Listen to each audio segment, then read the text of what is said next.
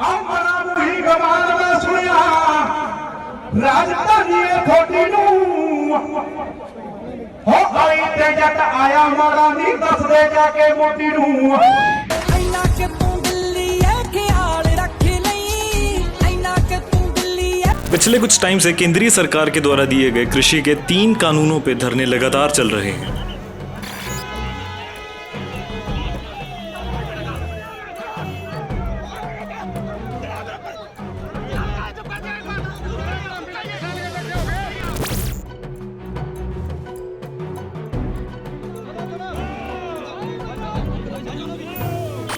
खनन किया जा रहा है, लोकतंत्र की हत्या है ये। इसके लिए इसको जवाब दे। ये दुर्भाग्य है इस देश का, प्रदेश का। ऐसी तानाशाह सरकार, ये आज इनकी मंशा और नीयत साफ हो चुकी है।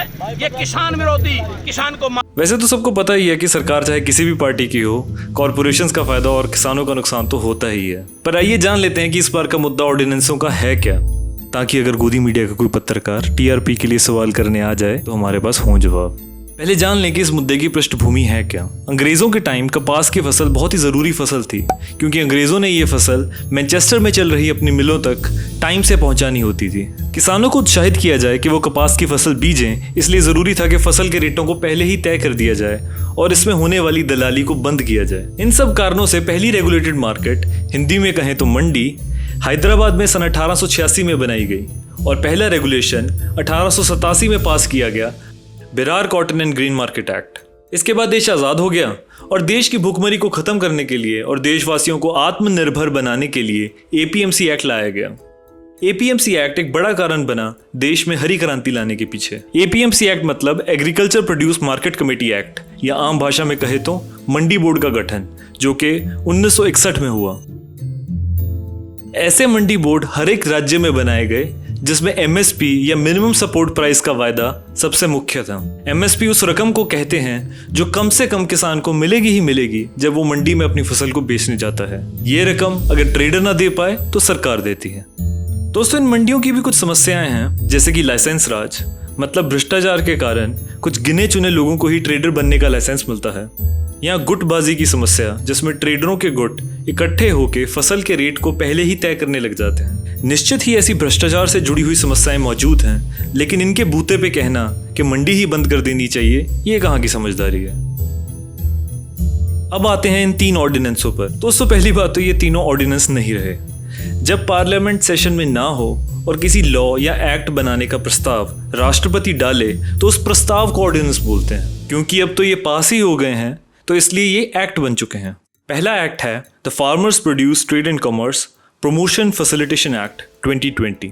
अंग्रेजी में इतना मुश्किल नाम रख देते हैं कि किसी भी आम इंसान का तो दिमागी चक्कर खा जाए। इसका नाम असल में होना चाहिए जहां मर्जी खरीदो बेचो एक्ट।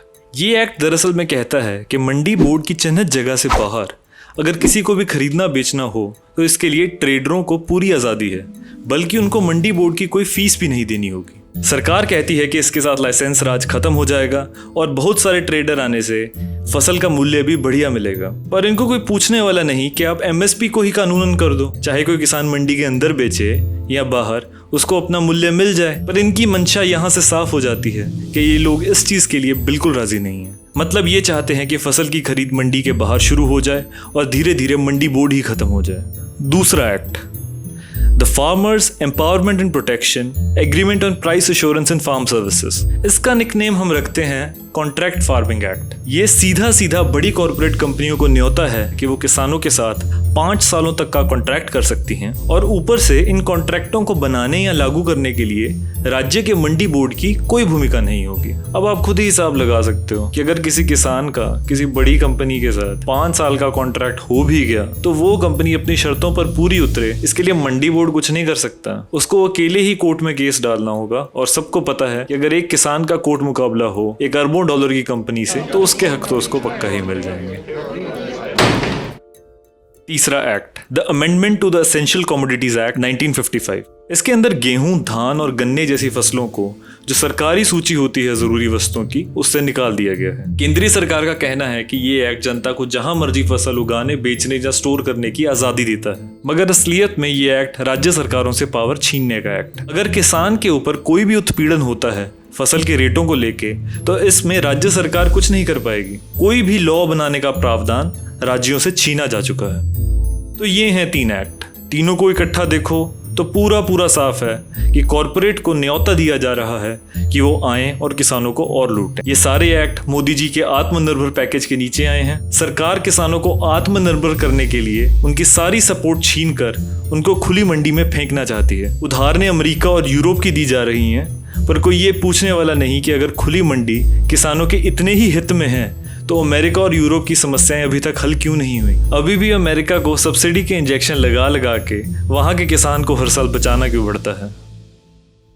दोस्तों, ऐसी और वीडियोस के लिए मेरा चैनल जरूर सब्सक्राइब कर लें।